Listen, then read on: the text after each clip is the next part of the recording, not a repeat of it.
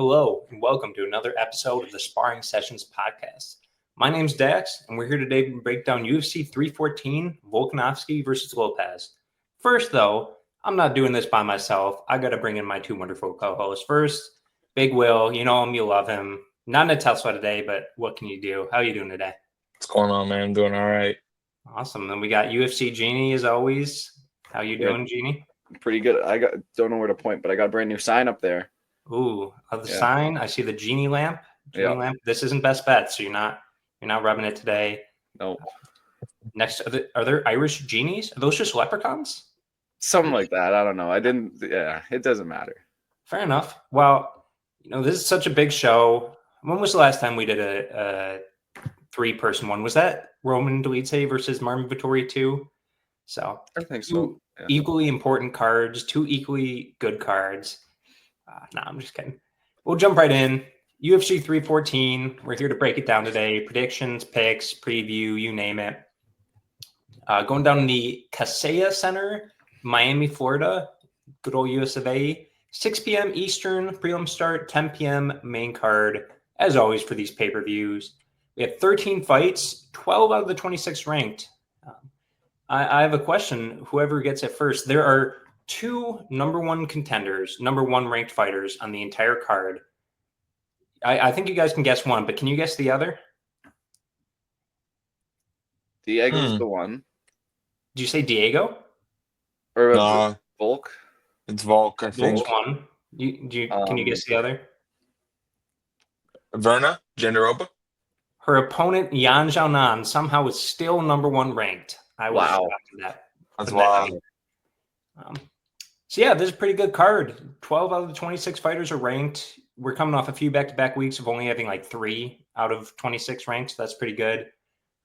Card is pretty much held together. There were rumors of Gilbert Burns and Michael Morales fighting. That kind of fizzled out. Rumors of Pantoja and Kai Kara-France fighting. Rumors of Volk and Ilya fighting.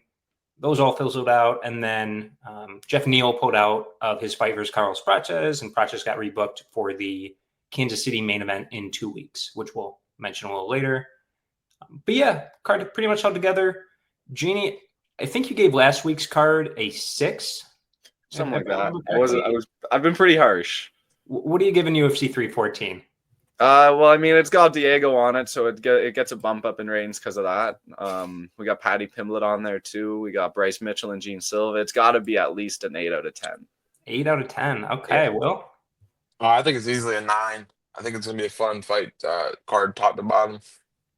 I'm giving it a B+. I think it would have been an A- with Neal and Prates. Maybe an extra title fight could have bumped it up to an A, but it's a damn good card. It's probably the best we've had since 312? No, 312 is bad. Oh, the Saudi card. Definitely the best we've had since then. Yep. Fight night stacked more than a pay-per-view. Yeah. Ugh. So, we'll jump right in to a fight. This is not one of the more banner fights on the card. I'll say that. This is, need a palate cleanser to ease you into the fight card. 6 p.m. You're probably just sitting down with some dinner. A preemptive palate cleanser is crazy. This is women's bantamweight, number 13 ranked Nora Cornolle versus Hailey Cowan. Cornolle minus 190, Cowan plus 160. Cornolle 2-1 in the UFC. Despite that, yes, she's ranked number 13. That's how few women's bantamweights there are. She's coming off a unanimous decision loss to Jacqueline Cavalcanti. Cowan on the other side, 0-1 the UFC. Surprising, she's not ranked. Coming off a unanimous decision loss to Jamie Lynn Horth. So on these, when we have 3 people, we're not all going to give our opinions, a super detailed breakdown. How it typically goes, we'll single somebody out. We'll go in a rotation. They give their overarching thoughts. The other 2 of us can kind of jump in, give our quick picks, and then maybe some analysis we disagree or agree with. So I'm going to start with Jeannie. You get the pleasure of breaking down this women's bantamweight fight. I know how much you love bantamweights. So the questions that they always are: who you got, and how are they going to win? Listen, I love me some Nora Cornhole. Melissa Mullins, she was an underdog there against her. That was a great pick. I think I might have picked her to beat Jocelyn Edwards as well. She's got Hailey Cowan. Hailey Cowan, barely made it in the UFC to begin with, and I just think Nora Cornhole is going to be able to take home a decision win here. I'm not going to spend much time on this one. I would be upset if you did. Will, going opposite? I'm not going to speak about this fight, but fun fact, me and Dax have played cornhole together. Have we? I think in Tampa. Oh, we did in Tampa. Oh, no, yeah. You There's kicked my videos ass. of that, isn't there? You and our friend CTE Society kicked my butt. Yeah, I think, man, if you have a strong feeling about this fight, I feel like you're lying. Who knows? I couldn't tell you one thing Hailey Cowan's good at, grappling maybe slightly. I don't know. Yeah, I'm not gonna spend too much time on this, but I don't know. She fought a good girl her first fight in the UFC, but who knows if it's gonna happen. Yeah, I'm going Cornolle. I mean, 2-1 versus 0-1. Only one of them's actually won the UFC. Wouldn't be shocked. Anything could happen. You know what? I would be shocked if a finish happens. I'll say that. Jumping into our next one, middleweights. This one's going to be a little bit better. We love our middleweights here. Tresean Gore, plus 300 for the tough winner, or tough winner, depending on how you look at the battle thing, versus Marco Tulio, minus 380. This is a pretty interesting one. Both these guys are pretty fresh. Gore's 2-2 in the UFC on a 2-fight win streak. He's coming off that submission win over Antonio Tricoli. Tulio on the other side, 1-0 in the UFC on a 9-fight winning streak, coming off a KO win over Ihor Potieria. Will, this one's you. You love your middleweights as well. You going with the big favorite here? I want to preface this by I feel bad for Ihor Potieria because he has been fouled probably 20 times in the UFC. Yeah. Ooh, rough run for that guy, man. But I don't know. I don't think his odds should be that big. Gore has shown a lot of raw athletic ability and a homegrown talent, I guess, in that sense. Tulio's good. He's bouncy and powerful, fast. He could definitely crack Gore. We've seen him get slept by Brundage. With that being said, I think Tulio wins, but I don't think the odds should be that big. So tread lightly. This is one of those fights where you got a guy that has twice the experience as the other dude. So I mean, some of these fights you really just don't know what's gonna happen. So there's a lot you can throw in the bag here, but I'll take Tulio. I think he should be the Tresean Gore. But if Tresean Gore pulled off another power guillotine, I would not be surprised. So yeah, I'm going Tulio here. Don't like the odds, but I mean, Gore's just so young in the fight game, and I want to say inexperience. He has some experience, but Tulio probably just win this. Maybe a third round TKO or something. Could point shot him. Jeannie, you have strong feelings on Tresean Gore, maybe?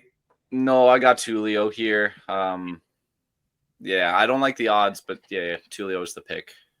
Yeah. All right, moving on to our next fight. Flyweights, Sumadaerji, minus 225 versus Mitch Raposo, plus 185. If you are seeing the Sumadaerji and you are upset with how I put your name, I know it's spelled differently. This is what's on the UFC website, so that's what I'm going with.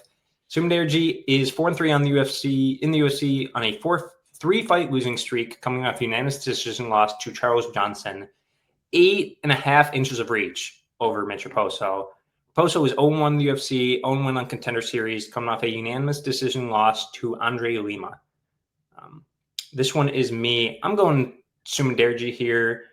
I don't think Mitch Raposo is very good at fist fighting. I mean, you look at his losses. Andre Lima's a really good loss, but he lost back in the day. He got subbed by Jake Hagley, and he got decisioned by Ludovic Julian on the Ultimate Fighter. And he's a guy, Cage Titan, CES. I'm kind of fading these New England guys right now. I think we've kind of seen them losing over and over. And I think he's going to want to get takedowns. That being said, he's not the greatest takedown guy, like 60% accuracy, but only 1.94 average per 15 minutes for a guy who, this is his path to victory generally. And getting subbed by Jake Hagley is not a guy I rate super highly. And on the other side, 8.5 inches of reach for Sumadaerji, who has some power. lands a lot more than him. Not really that much older, like I think 2 years older, and also can finish. I got to go Sumadaerji here. Ginny, you're next. I'm actually going Mitch Raposo here. I went back and I watched Mitch Raposo's fight against Andre Lima. Andre Lima was getting free will to eye poke the fuck out of him the entire fight, and Mitch Raposo still made it to a split decision against him, made it really close, and he did get a takedown off on Andre Lima. I think that's pretty impressive, you know. Yeah. And Sumadaerji's getting taken down from Tim Elliott, getting taken down. Who was the one right before that? Matt Schnell. Yeah, Matt Schnell as well. Like, I don't think he's that good. He's 3-4 in the UFC. Flip it. 4-3. I think it's 3-4. He lost his debut and then he won 3 in a row and then he lost his last 3. He is 3-4. Oh.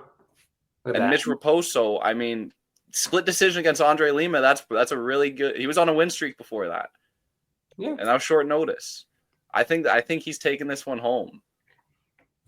I think he could get a takedown, get a submission off at some point, or just control time to a decision win. Like, I don't think Sumadaerji is going to be stopping his takedowns if he gets in on him. If you say so. Well,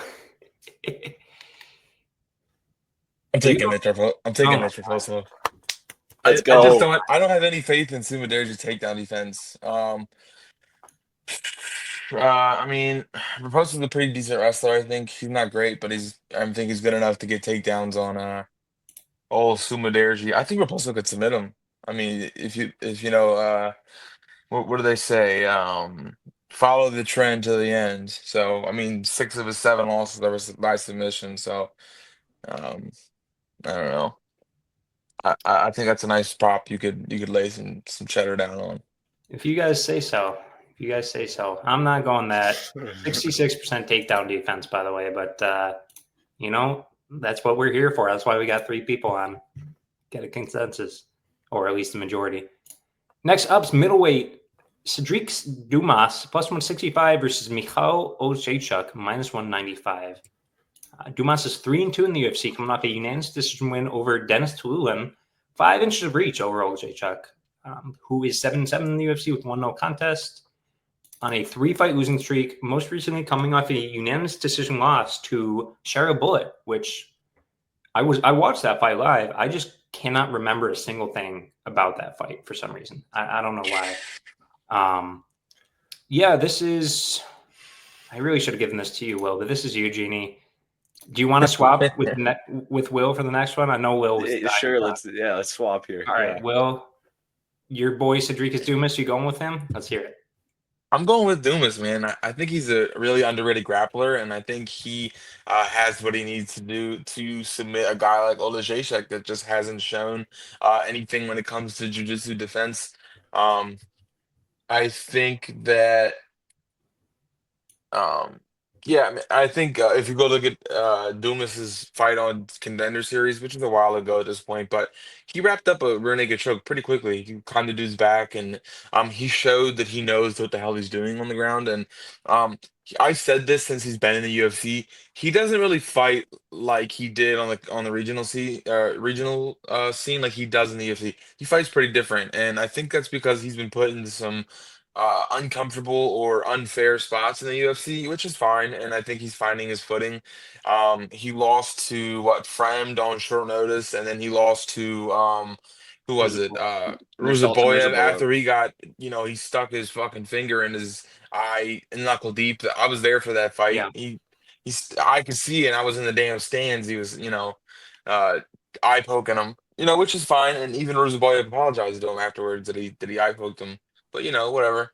Oleksiejczuk, man, he's kind of a journeyman, and he kind of wants to kind of bang with him.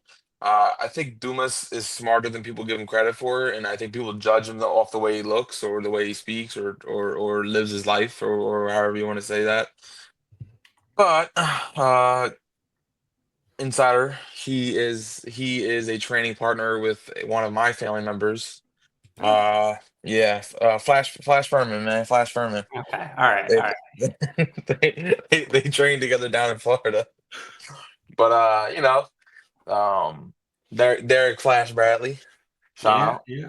But Yeah, man. I think Dumas could be up for the upset here. I don't think the odds are too far off. So give me some Dumas. You said one thing I disagree with. I can judge him for his personal life. He is a piece of shit. That being said, I'm not going with that. Hey, mate, you're talking to a guy like Greg Hardy. Okay.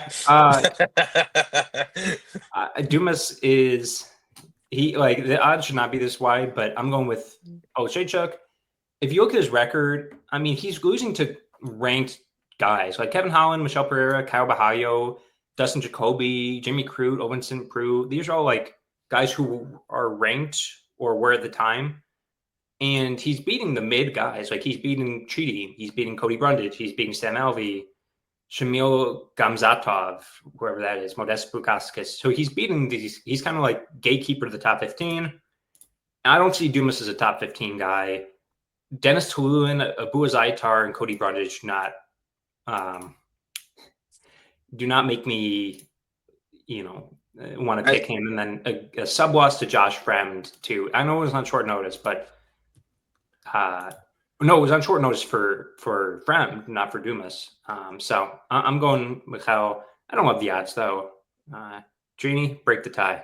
Yeah, no, I'm going Sedriques. I didn't want to go first and say Sedriques, but I'm going Sedriques here. How can you be confident in Michał? What's his name? Sedriques. Sedriques? Yeah. Okay. I do have one thing to say. The people that he's losing to and the people that he's beating are on very two end of the spectrums. You know what I mean? Yeah. Like they're 20 ranked spots apart or something like that. Like, because he's losing to really high level guys, but beating very low level guys. So Yeah. I think it makes predicting his fights a little bit more difficult. Yeah. So Agree. no. All right, next one. This is going to be yours, Genie, since you swapped with Will, so Will can talk about his personal hero, Sedriques Dumas. By the way, it's a couple of vets here. Darren Elkins plus 320 versus Julian Erosa minus 420. Elkins is 19-10 in the UFC on a 2-fight win streak.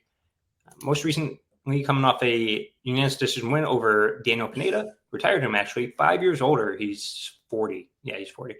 Erosa is 8-7 in the UFC on a 2-fight win streak. Most recently coming off a submission win over Christian Rodriguez, 3.5 inches of reach over Elkins.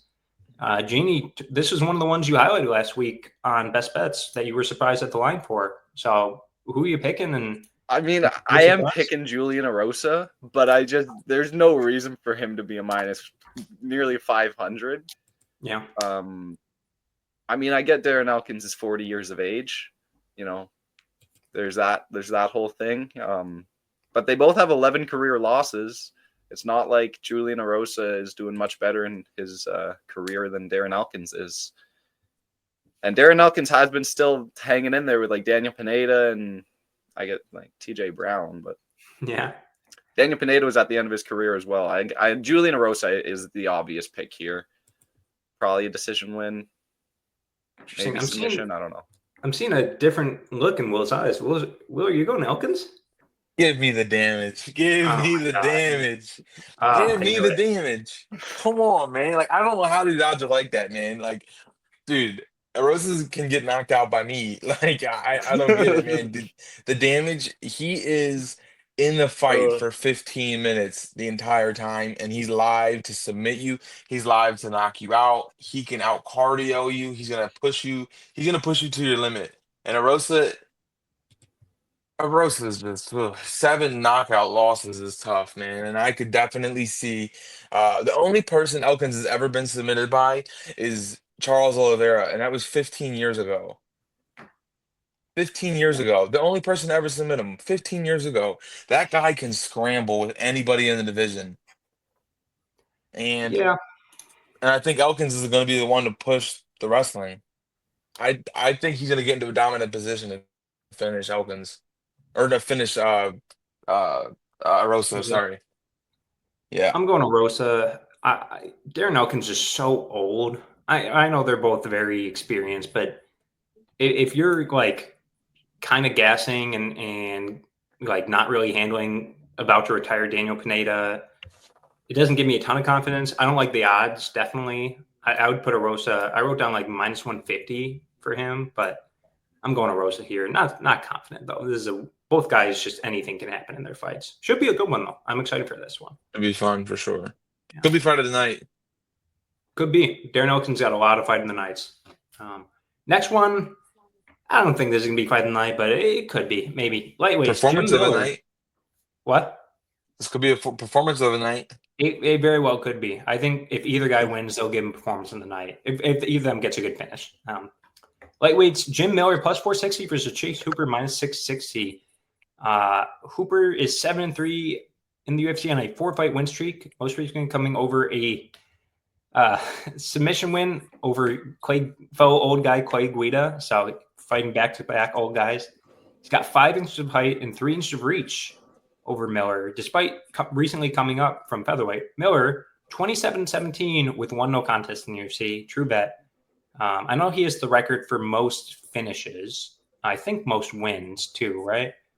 I don't think he has fights, but it's between him. There's like a trifecta of Oliveira, Cerrone, and Jim Miller. Yeah. And I think between Oliveira and I think one takes it when one wins, and the other, it's just back and forth. Yeah.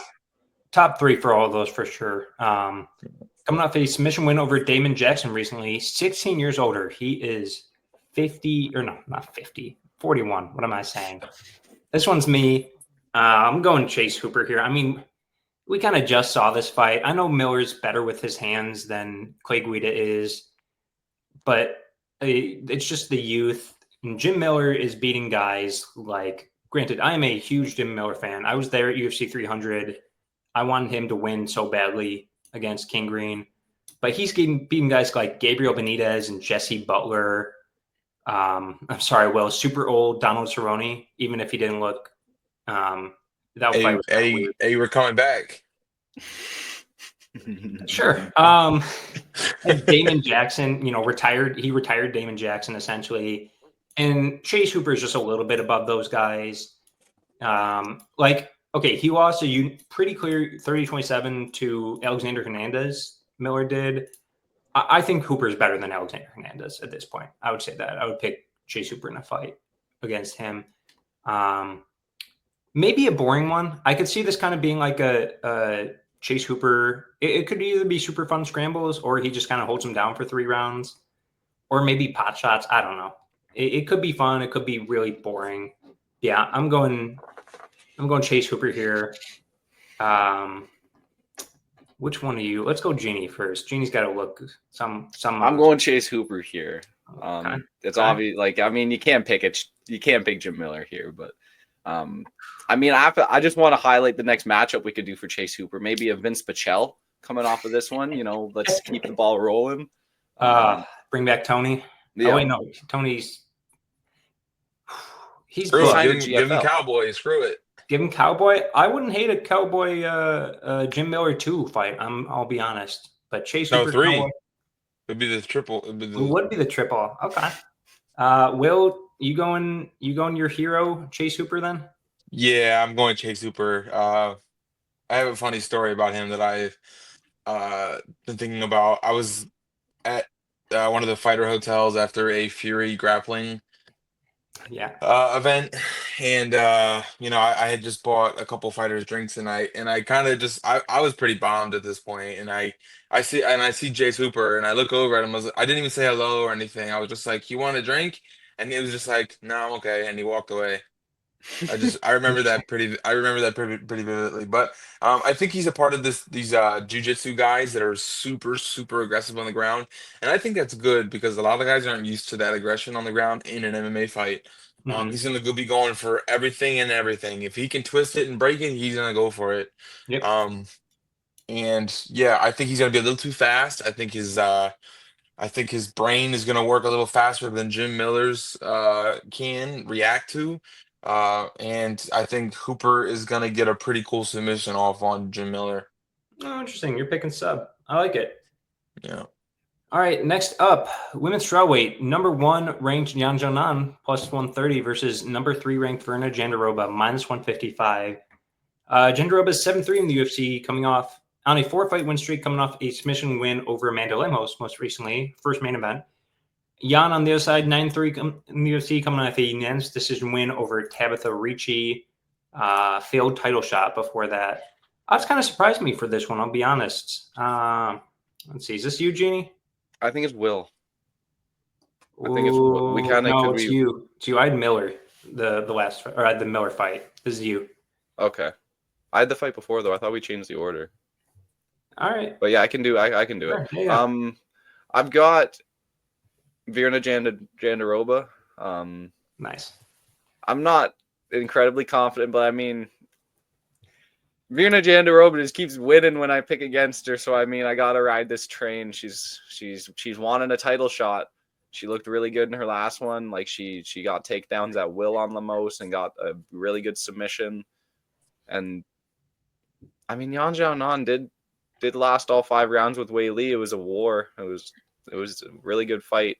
She beat Tabitha Ricci, but I think Virna's just on a different level right now. She's got some sort of power to her, and she just keeps getting it done. Yeah, you on the same page, Will? I think war in that Zhang Wei Li fight is a. You and me were there. It was a bit of very back and forth for slightly. I remember her knocking down I don't know. Wei Li at one point. She got 3 knockdowns in a round, or in 2 rounds or something. I don't know. Maybe I remember it differently. I don't know. But yeah, I mean, I could see this fight going similarly to Mackenzie Dern and Xiaonan, but I could also see Virna doing what she did in her last fight. Man, gun to my head, give me Virna. Gun to my head. I'm picking Virna for one reason. Carla Esparza finished Yan Xiaonan. Did you guys remember that? She took her down 10-8 her in the first round and just crucifixed her elbows in the second. I can't get that out of my head. I can't. Funny thing about the Wei Li fight, I was there at UFC 300, Xiaonan versus Wei Li. It was one of those fights. It was awesome. It was a great fight, but it was like right after the Holloway Gaethje fight, and so everybody was just like zapped. Yeah. And so when she knocked her down like 3 times in a round, like, all right, cheer a little bit. Yeah, I think Jan's actually got pretty good takedown defense, and Virna doesn't have the best takedowns, but I think she just gets her down once, maybe twice, and either steals 2 rounds or just subs her. I don't think Jan is finishing Virna, and I think if she can get her down once a round, she can just steal them. So next up, featherweights, number 15, Dan Ige, plus 132 versus Sean Woodson, minus 165. Ige's 10-8 in the UFC on a 2-fight losing streak. Most recently, that decision loss to Lerone Murphy. I scored it for him, actually. Woodson on the other side, 7-1-1 in the UFC. Do you guys remember who the draw was to? No. Well, when he got the illegal knee. When he got illegally kneed, right? Sean Woodson? Yeah, it was Luis Saldana. That was just it was funny. That fight. I forget who it was against, but he got like. Anyway, 4-fight win streak. Most recently coming off Fernando Padilla, a KO. We were there actually, Will. 7 inches of reach, 7 inches of height over Dan Ige. Will, this one's you. This one was actually pretty tough for me to pick. Was it as tough for you? I think this is a really good underdog spot on Dan Ige. I think this is a fight where he could use his wrestling. I'm sure that's probably what he's thinking. If I had to guess. Dan Ige is still pretty solid. He trains at a solid gym. Woodson is still relatively young. He fought a guy that's not super high level. His last fight, we were at there. But but he's been around a lot longer than Sean Woodson. He's got the experience, and yeah, I think he's going to use his grappling against Woodson and grind out a decision win. I'm going Woodson. I'm going pretty boring here on this card so far. The reach, and I think he can kind of just dance around. I'm not 100% sold because I think, he did get knocked down versus Saldana and he's been KO'd before, but I don't know. This feels like a Woodson dance around the perimeter fight, get him a top 15 ranking. Jeannie, I want to see the face-offs. I want to see them face off to each other. It's going to see be a how it weird looks. looking face off, I'll tell you that. Jeannie, where are you going? Yeah. It's got to be Woodson. He's got a reach advantage here. He's been on a mean tear. And I think he looked incredible in his last fight. He got a quick finish. Yeah. And I don't think that happens here, but I think, as you said, he's going to be dancing around the octagon. Yeah. And Big octagon too, not an Apex one. Yeah. I like it. Jumping up to the main card, number 8, Nikita Krylov, -195 versus number 11, Dominick Reyes. Krylov is 11-7 in the UFC on a 3-fight win streak, most recently coming off that submission win over Span 2 years ago. Keep in mind. Reyes is 8-4 in the UFC on a 2-fight win streak, most recently coming over the GOAT, Anthony Smith. He was not attacking Anthony Smith's family. Don't worry. He wouldn't do that. He's a nice guy. Some interesting odds.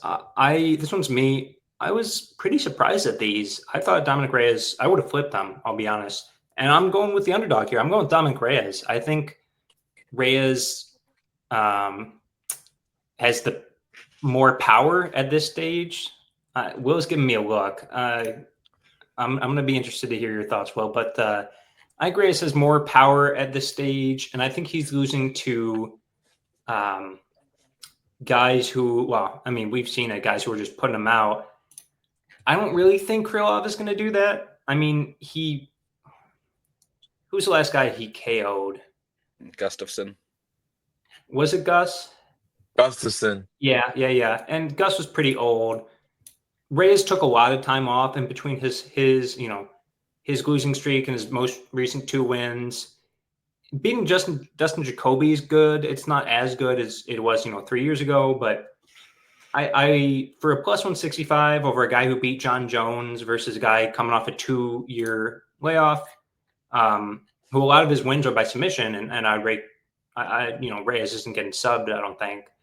Yeah, I'm going Reyes. I'm going to save you for last. Well, Jeannie, where are you going? I'm going Nikita Krylov here. I get it's been a while since he's fought, but I mean, he's still only 32 years old, and he didn't get knocked out 3 times in a row a few fights ago. And Nikita Krylov he's pretty good usually, and him coming back here, I'm pretty confident in the fact that he's going to be coming back in good shape. Just because he's off for 2 years, I think he's focused on a good return. There might have been an injury. I don't know why he was off for 2 years. Sorry about that, guys. I don't know what's going on. I'm gonna have to start doing this on my laptop because my phone is just getting super hot. I don't know. I thought there was connection issues or something. Is no one else having connection issues at all? No, not really. No. Really. It must be my phone just being super hot because it's very hot to the touch. So that's a bummer. It is what it is. We'll make it through this. Anyways, though, I'm going Krylov. I think he could get a knockout win here. I don't trust Reyes' chin anymore. I can't. And does a win over Anthony Smith, who was literally crying in the octagon and didn't want to be there, does that really impress us enough? Will, another tie. I honestly thought this was going to be underdog of the week. I'll be honest. Are you going with the underdog here? That face is telling me otherwise. Did we lose him again?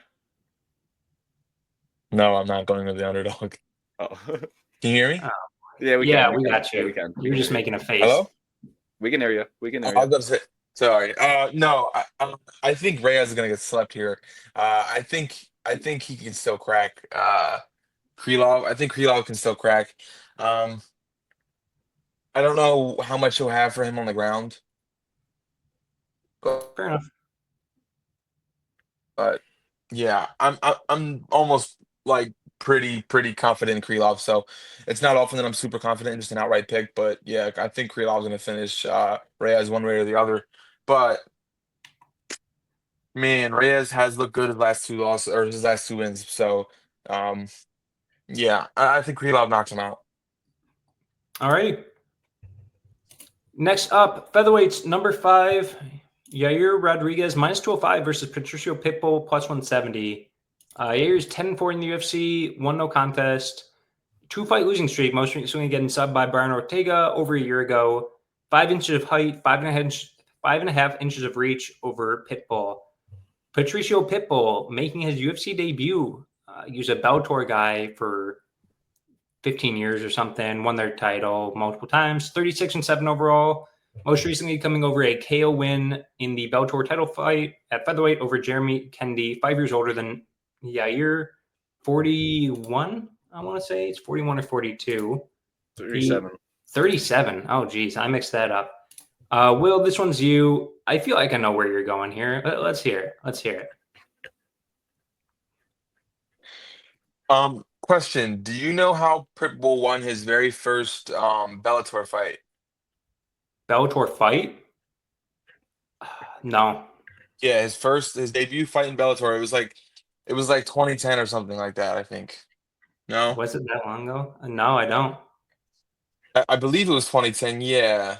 It was yeah, 2010. He beat William Romero by heel hook in his first Bellator fight. I don't know. I Interesting. thought that was just something cool that I could share. Huh. Yeah, I think Pitbull's gonna win, man. I think he's a good underdog. I think Yair. I someone explained this really well. I think Yair is a bit frail for the division. Like he's easily outmuscled. Like he was getting outmuscled on the ground by Max Holloway. Like that's not a great look. Yeah. Um, I think Yair is a guy that's going to come forward and bring the fight to Pitbull. Pitbull is also that counter puncher. Demetrius Mighty Mouse Johnson had a really good breakdown on this in terms of how Pitbull waits for the counter. And it's like a barrier or as Mighty Mouse calls it, the void. And when he throws his shots, and I think it was really telling on how the fight could go. And I think Pitbull still has a lot of stopping power, and I think he has legit submission skills. So I see him finishing Yair in his UFC debut and calling for a title shot of whoever wins in the main event of the pay-per-view. That would be Ooh, cinema. That would be cinema. interesting. Okay.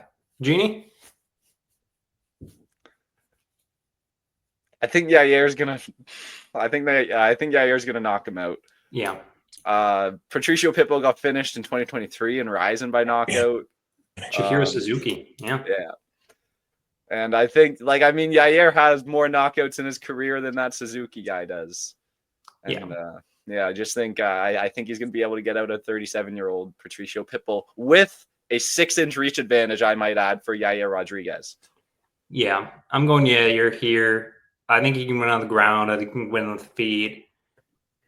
I will say this. UFC matchmakers, when these Bellator guys come over, very, very good at matchmaking them if they want them to win.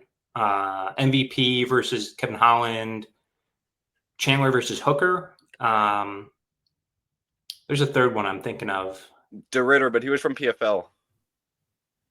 He was DeRitter. from one, actually. You're right, though. True. DeRitter. Yeah. I think Yair's better here. He's huge. He's much bigger. I mean, we saw Pitbull fight. I actually was live at Bellator Chicago when he beat or he lost to Sergio Pettis at bantamweight. That didn't look good. I really want to see him fight Jose Aldo.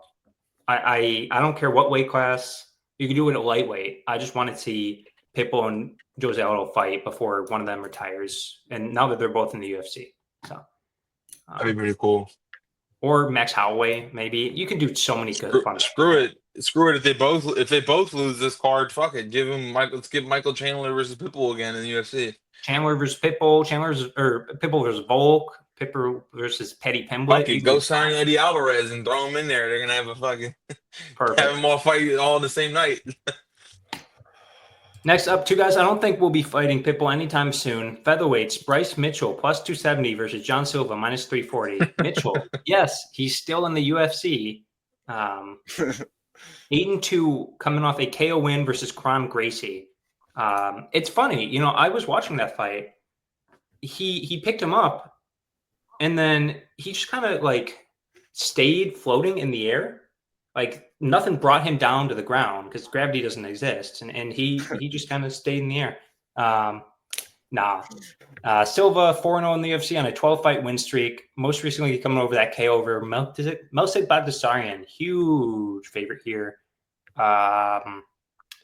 This should be. I think it's you. Is it me? No, I had the Krylov one. Are you with the Krylov? So is it me then? Yeah, it's you. Yeah. This is. Oh, let's hear it. I love this. I love this fight, man. Listen. Bryce Mitchell, man, people forget he had Ilia Topuria down at moments, but no. Gene Silva was shucking off takedowns from Drew Dober. This guy is just incredible on the feet. And I've heard a lot of people in the past few months give Bryce Mitchell all this credit and all this praise on the feet and all we lasted a round against Ilia Topuria. He still got knocked down and finished immediately after he got knocked down. I don't trust his chin. I think if someone's going to be finishing anyone, it's going to be Gene Silva by a fucking vicious KO. And a lot of people in this fight, they're like, oh, Bryce Mitchell, he's got the Lord. He's got Jesus on his side. If you're really picking, you're bringing religion into predictions, I think that's a bad sign. I don't think you got a chance if you got to bring in a religion to justify how you're going to win a fight. I think Gene Silva's putting him out. Interesting. I thought you would go with your hero, the Ice Wall King himself, Bryce Mitchell. No, I'm with you. John Silva puts him out. They probably cut him after this, honestly. I think, right? This would be 3 fights in a row that he's lost. And all the shit he's done. So maybe. Will, you picking Bryce Mitchell here? Don't give me that look. The earth is flat. Space isn't real. And there's the firmament. And it was density that brought Kron to the mat. It was density that brought him to the mat. Oh, boy. I just don't. If there wasn't all this controversy with Bryce Mitchell right now, I don't think the odds would be like this. And that's just a fact.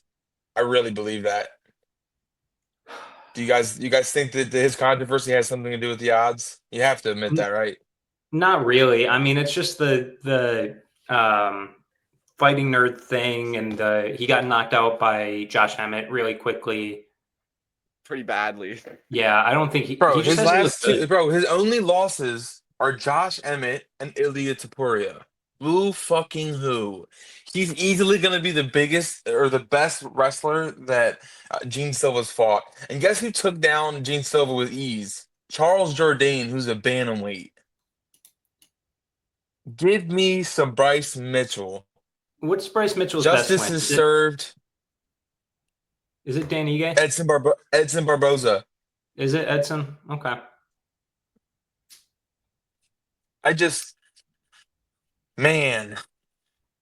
think he's a lot smarter than people give him credit for in terms of fighting. That's so weird. What happened? Okay. All right. No, I think he's a lot smarter fighter than he is a person. I think he feels conviction in what he does and what he thinks in terms of the religion stuff and fighting. And I think he believes that he's going to win. I think he's one of those guys that isn't just saying it for the camera to hype himself up. I think he really does believe that. And even if it doesn't matter or not, I think it does. I think Bryce Mitchell can get on top of him. And as we've seen him do in the past, get finishes. So I'm going to take Bryce Mitchell just to win. All right, fair enough. I think this is going to look – I think Silva at this point is better than 2023 Dan Ige, and I had Ige win that fight. So that's – I don't know. I think Silva's going to win here. I don't really want to talk about that much more because it's a weird fight. I'll say that. Lightweights. Lightweight co-main event. Number 7 ranked Michael Chandler plus 130 versus number 12 Paddy Pimblett minus 155. Weird fight. Chandler's 2-4 in the UFC, despite getting multiple main event and co-main events. 2-fight losing streak, most recently coming off a UD loss versus Charles Oliveira. 8 years older. Pimblett on the other side, 6-0 in the UFC on an 8-fight win streak, most recently coming over that submission win over King Green, UFC London. This is 5 rounds. Will, who are you picking, and does the 5-round aspect change your viewpoint on it at all? I don't think it'll go past 3 rounds. I don't think Michael Chandler is going to be as reserved as we saw him in his Oliveira fight. This is the first time we've seen Michael Chandler take a little bit of a step down in competition since he's been in the UFC, since he fought maybe a guy like Dan Hooker. Man, I want to take Michael Chandler, man. I want to think that he still has some time at the top left. Paddy Pimblett is surging, man. He looked insanely good against Bobby Green, and I picked Bobby Green in that fight. Hindsight, horrible pick, but in gambling, hindsight's always 20/20, so you never know until it's over. Man, give me Michael Chandler. Probably gonna hit a nuke on Paddy at some point. But I would not be surprised if Paddy nukes him at some point. Honestly, I don't know what the line will be, but give me under 2.5, whatever that may be. I know this isn't the gambling show, but man, that's something that's speaking to me. Okay. Jeannie, 2 questions. Who are you picking, and will we have a graphic? Oh, there will be a graphic. Yeah, okay. There will be a graphic. And I think I think that tells you who I think's gonna win. I'm going with Paddy the Baddie. Yeah. Listen, guys. I understand though the Jared Gordon fight, but you can improve over time. And I feel like he was also ribbing. I feel like after the fight, I feel like he was fucking with the audience, just trying to piss them off more. Tell them like, oh yeah, give this. Oh, I obviously beat him. Like I don't think he was being serious. And he's looked incredible since then. Tony Ferguson, he beat him very convincingly, decision. Bobby Green, incredible win. He had Bobby Green shooting a takedown on him as well. Yeah. And he got a guillotine. That didn't work. And he's automatically got his legs over top of his head and pulling a triangle. And then he transitions it to an armbar. This guy does things that people don't think of. And if he gets a control position on Michael Chandler, I think the fight's over. I think Michael Chandler has terrible fight IQ. Yeah. And people you can say it's against the top of the top or whatever, but time after time he's shown that he's got terrible fight IQ. And how many times does he have to show it for us to just go, well, maybe he's not the smartest fighter, Yeah. I've been pretty anti Michael Chandler for a while, and this continues. I think they're milking Chandler for all that he's worth. And this is the last hurrah. Maybe they give him Chase Hooper if Chase Hooper wins, right? They've he's got to take a huge step down after this. I think he loses to Paddy, and I think they use this honestly to get Paddy like a Gaethje, maybe a Hooker #1 contender fight. Yeah. No underdog of the week so far. Maybe this next one. I don't know. We'll see. Featherweight championship main event. #1 featherweight, #11 pound for pound. Alexander Volkanovski minus 148 versus #3 Diego Lopes plus 142. Volkanovski 13-3 in the UFC. He's the former champion of the division on a 2-fight losing streak. Most recently lost to Ilya by KO over a year ago. 6 years older. Lopes on the other side 5-1. On a 5-fight winning streak, most recently coming off a unanimous decision win over Brian Ortega, 5 inches of height over Volkanovski. This is me. I'm going Volk. Listen, you can dream, you can believe, but at the end of the day, sometimes you just can't make it happen. I'm definitely not betting this line, minus 148. If I am, I'm going Volk and over 3 rounds, Lopes and first or second round KO, because that's how it's going to go down, right? That being said, we talked about Reyes. Well, I guess you guys didn't agree with me, but I talked about Reyes taking 2 years off after getting KO'd a bunch in a row, and his chins look decent. I mean, he hasn't really fought a bunch of power hitters, but Volk took 14 months off, right? Yeah, 14 or 15 months off after the 2 back-to-back KOs. I think he comes out here and shoots a bunch of takedowns and just holds down Diego Lopes. I mean, if Islam Makhachev didn't sub him, Lopes could. I don't think he will. So I think he just kind of tires out Lopes for a few rounds. And if Ryan Ortega couldn't sub Volkanovski with that guillotine and that triangle, those were so tight, and he got out of that. He's been trading with Craig Jones. The only worry is the chin, but I was saying that against Yair too, and look at how he did that. So I'm going Volk, my hero. This is mommy and daddy fighting. This is tired, or this is you've seen that meme of the fox guy like crying in the corner while the shadows of mommy and daddy are fighting. This is that fight for me. I love both these guys. If Diego wins, I might get the haircut or the tattoo. We'll see, but this is a Volk win for me. Maybe I'll shave my head. I don't know. Will? I know where Jeannie's going. Will, I want to hear your thoughts. I'm taking Volk. Yeah. As the great philosopher Corey Anderson said, there's levels. I love that clip. But Lopes is good, man. He's 26-6. Volkanovski's 26-4. So very similar records in that regard.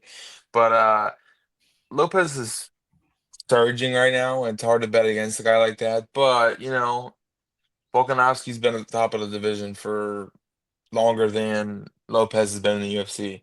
Yeah.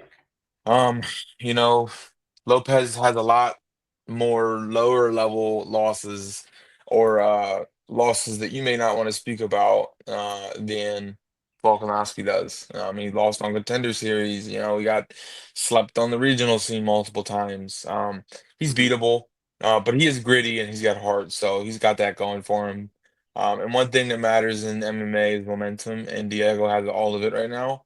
But I think that Volkanovski was at such a high level, and I think he's in a place in his head where he's let go of a lot of tension maybe that he puts on himself. And I'm gonna go Volkanovski, man. Probably by decision. All right. And Jeannie, I've seen the yeah. Oh, the hat. We got the hat. I've seen the graphic for it. Why are you picking This dude's clip farming. Oh God. I got Diego Lopes winning this fight. I That think dude's Brazilian. he trains out of Mexico. He does.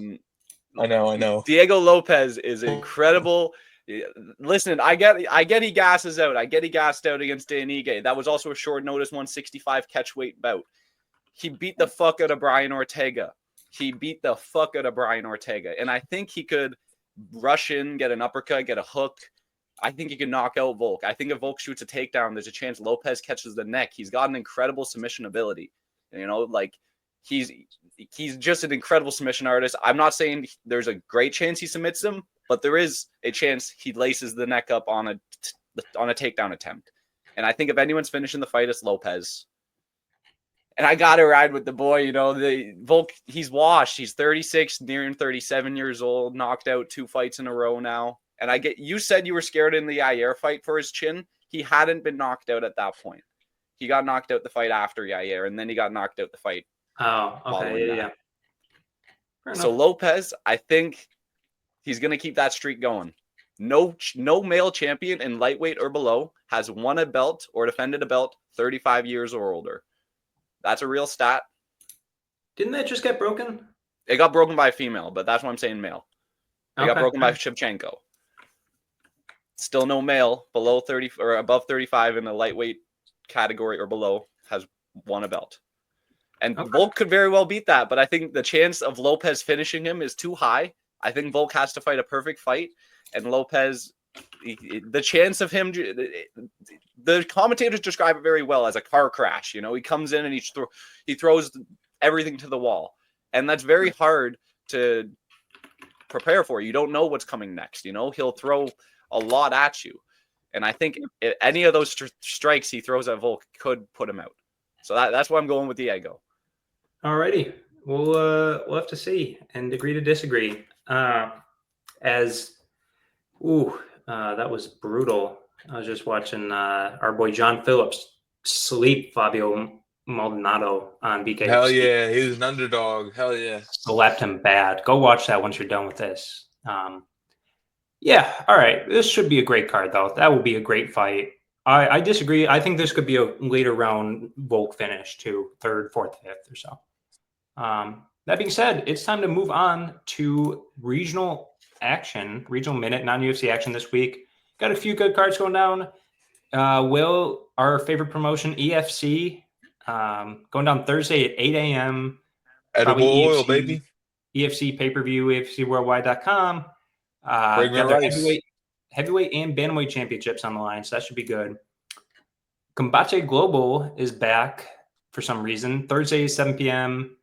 I don't even know where to watch it. I don't even know if they know where to watch it in the U.S. BFL, Battlefield Fight League, going down in Vancouver, Thursday at 9 p.m., UFC Fight Pass. Nobody super notable. Zach Powell, I guess. Adam Posner. Not that Adam Posner. HCA 185, going down in Minsk, Belarus, April 11th. That's Friday at 10 a.m. Free pay-per-view, free online for us in the U.S. Nobody you'd really know unless you're like a diehard Brazilian or Russian fight fan, which even I'm not really. PFL 2025, bantamweights and women's flyweights. We will be talking about that on a separate, very short podcast. So keep an eye out for that. Won't go into detail here. I will say that it's Friday. Our first ever sub 10-minute video. Oh, God. Friday, 8 p.m. ESPN2. LFA 206, Friday at 9 p.m. UFC Fight Pass. No championship, but you got a few guys. Alvin Hines, Billy Ray Valdez, Joey Hart, that guy who was going to be somebody, Stephen Asplund. You got a few guys, if you know LFA. MFL 56 going on Saturday at 7 p.m. Only reason I wanted to mention this, you got two guys who are kind of known. You guys remember Colin Huckbody? Yeah. Bellator, LFA, Contender Series guy, and also Wes Schultz, another Contender Series guy. They're both fighting. I don't watch it, but I mean, former guys. And then Unified MMA 61, April 12th, Saturday at 9 p.m. Fight Pass. Friend of the program, Shane Campbell is fighting for the Super Lightweight Championship. And Unified and BFL generally put on pretty good fight cards, so should be fun. Next upcoming week preview. So this is going to be a little bit different. Usually this is breaking down the next card, but there's no UFC next week. So we're going to be doing things a little bit different. Will and I will have another PFL episode out for you. Don't you worry. I know how much, worst ratings ever in Sparring Sessions history was our PFL episode last week. So super great to do another one. And then Jeannie's going to have some for you. You want to give a little preview, Jeannie? So, yeah, we'll be doing a first quarter recap, going through maybe the best fights of the first quarter, the best picks we've got, some of our best bets, and maybe some of the fights to look forward to coming up. Maybe we'll do some matchmaking type stuff, a bit more of a laid back episode, but yeah, we can look out for that. Oh yeah. I will not be here for it. First one I think I've ever not hosted, but maybe in the very capable, if slightly damp hands of Jeannie and Will. So should be fun. One thing I might, I'm doing this on the spot, so take my word or not. Robbery of the first quarter of the year. Worst scoring. There's been a lot of bad scoring. I've noticed that. So you're run the show. That's all I'm saying. And that'll be next week though. Jeannie, thanks so much for coming on. Will, always great to see you in your bedroom, even if it's not in a U-Haul or a Tesla. But yeah, we hope you guys enjoy UFC 314. We sure will. I'm going to wake up at 5 a.m. to watch the co-main and main in the place I'll be in Europe. And yeah, thanks so much for coming, guys. Thank you so much for watching and listening. We'll see you.